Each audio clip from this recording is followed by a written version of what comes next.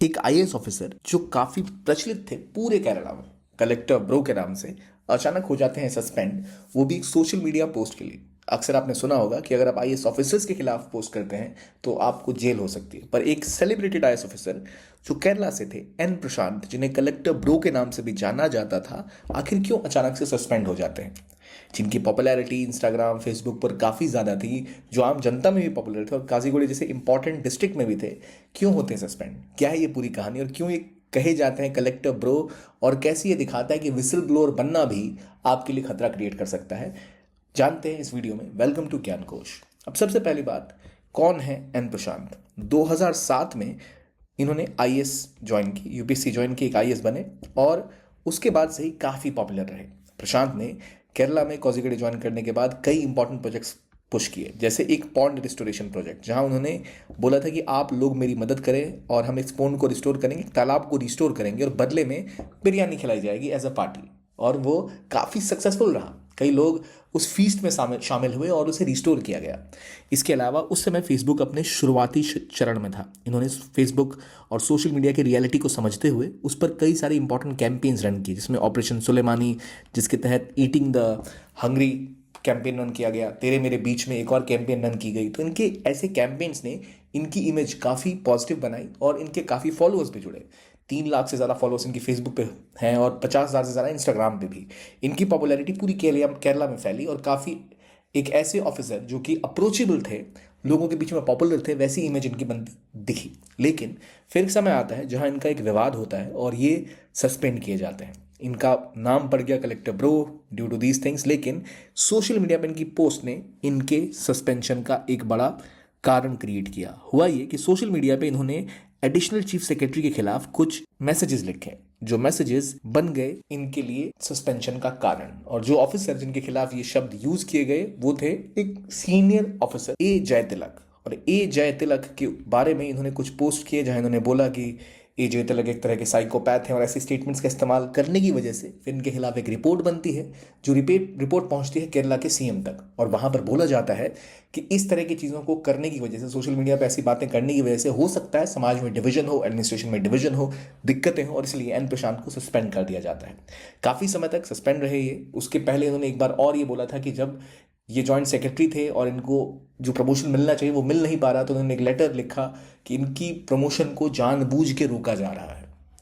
लेकिन उसके बावजूद इनका सस्पेंशन काफ़ी समय से चालू है और अभी तक ही सस्पेंडेड है। तो कलेक्टर ब्रो जो इतने ज़्यादा पॉपुलर है अक्रॉस केरला, काजीकोड में जिन्होंने अच्छा काम भी किया, कई मायनों में इनकी पॉपुलैरिटी पैन इंडियन भी है, लेकिन फिर भी अभी एक सोशल मीडिया पोस्ट ने इनकी कुर्सी को खतरे में डाल रखा है। अगर हम हिंदुस्तान टाइम्स की रिपोर्ट के बारे में बात करें, जहां पर यह मेंशन किया गया है कि शायद ये वजह कि वो सोशल मीडिया पर आए और उन्होंने जय तिलक के बारे में ये बातें बोली, इसके पीछे कारण बताया जा रहा है कि शायद वो परेशान थे। उनका एक वेलफेयर मैकेनिज्म था उन्नति, जिसकी फाइलें अचानक इनके ऑफिस से गायब हो गई थी, जिसके बाद ये परेशान थे कि आखिर ऐसा क्यों हो रहा है कि कुछ फाइलें मिसिंग हो जा रही हैं।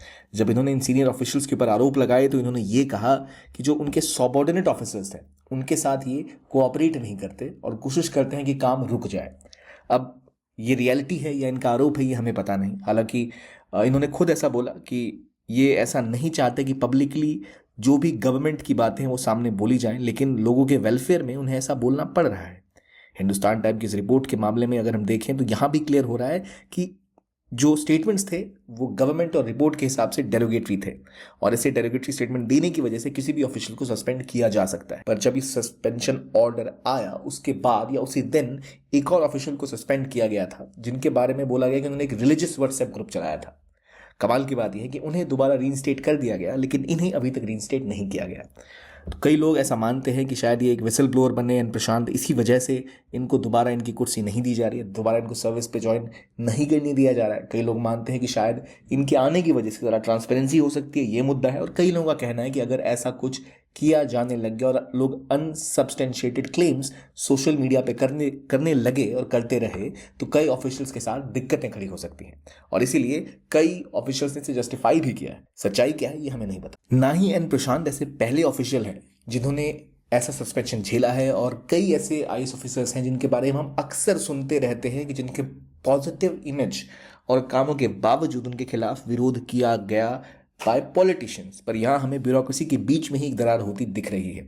तो क्या जब ऐसे केसेस सामने आते हैं तो मैकेनिज्म हो सकता है कोई जिनके थ्रू इनको रिजॉल्व किया जा सके? क्या जो पब्लिक ऑफिशियल्स सोशल मीडिया का इस्तेमाल करते हैं फॉर पब्लिक कैंपेनिंग, उनमें और उन ऑफिशियल्स में जो सोशल मीडिया का इस्तेमाल अपनी प्रमोशन के लिए करते हैं, उनमें कोई फ़र्क होता है? हालांकि इस केस में हमें ज़्यादा क्लैरिटी या क्लियरली कुछ पता नहीं है, पर एक डिबेट अक्सर उठती है कि सोशल मीडिया का इस्तेमाल किस हद तक अलाउड होना चाहिए एक ऑफिशियल को। पर रियलिटी ये है कि आज के टाइम में जनता सोशल मीडिया पर है।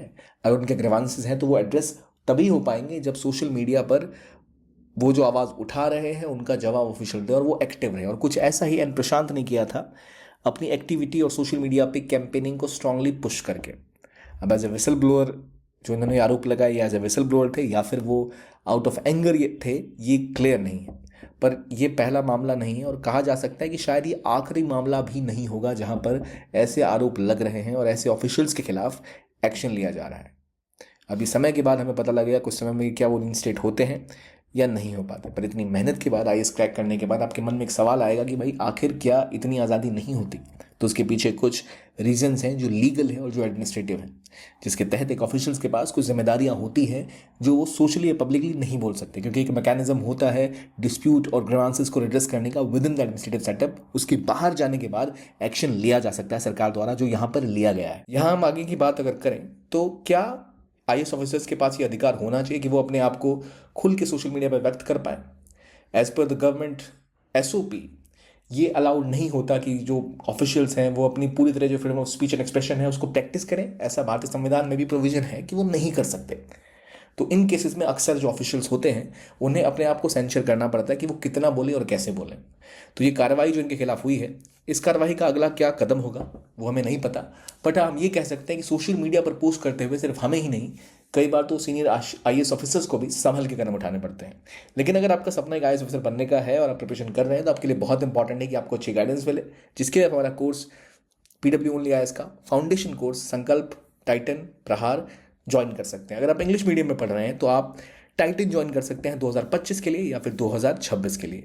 अगर आप इंग्लिश मीडियम पढ़ते हैं तो आपके पास संकल्प का ऑप्शन है जो 2026 के लिए भी है और प्रहार जो 2025 के लिए है। इनके एडमिशन अभी ओपन हो चुके हैं। यहाँ आपको मिलेगा क्या? तो लाइव क्लासेस और उनका रिकॉर्डेड वर्जन भी आपको प्रोवाइड किया जाएगा, जहाँ टीचर्स आपके डाउट्स का जवाब देते हैं। सीसेट की क्लासेस आपको मिलती हैं, आपको डेली एमसीक्यू के मेंस क्वेश्चंस की प्रैक्टिस कराई जाते हैं और comprehensive GS e books provide की जाती है। यानी सब कुछ एक जगह आपको मिल जाएगा जो आपकी प्रिपरेशन में आपको बहुत ज़्यादा हेल्प कर सकता है। तो अगर आप इंटरेस्टेड हैं इस एग्ज़ाम के प्रति तो आप ज्वाइन कर सकते हैं हमारा फाउंडेशन कोर्स, जो केवल 7,999 रुपये से ही शुरू हो रहा है। इसके लिंक इस वीडियो के डिस्क्रिप्शन में आपको मिल जाएंगे, जहाँ से आप जाकर एडमिशन ले सकते हैं।